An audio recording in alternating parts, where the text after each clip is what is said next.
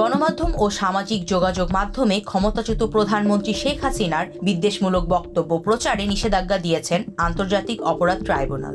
সেই সঙ্গে শেখ হাসিনা আগে যত বিদ্বেষমূলক বক্তব্য দিয়েছেন তা সব মাধ্যম থেকে সরাতে বাংলাদেশ টেলিযোগাযোগ নিয়ন্ত্রণ কমিশন বিটিআরসিকে নির্দেশ দিয়েছেন আদালত। প্রসিকিউশনের আবেদনের পরিপ্রেক্ষিতে 5 ডিসেম্বর বিচারপতি মোহাম্মদ গোলাম মর্তুজা মজুমদারের নেতৃত্বে 3 বিচারপতির ট্রাইব্যুনাল এ আদেশ দেন। 5 ডিসেম্বর সকালে গণমাধ্যম ও সামাজিক যোগাযোগ মাধ্যমে শেখ হাসিনার বিদ্বেষমূলক বক্তব্য প্রচারে নিষেধাজ্ঞা চেয়ে আন্তর্জাতিক অপরাধ ট্রাইব্যুনালে আবেদন করে প্রসিকিউশন টিম।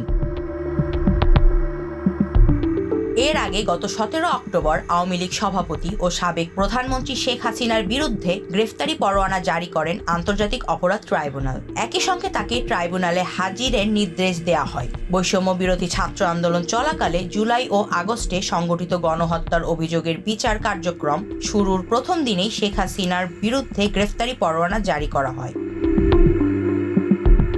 ডেস্ক রিপোর্ট, দি ফাইন্যান্সিয়াল এক্সপ্রেস।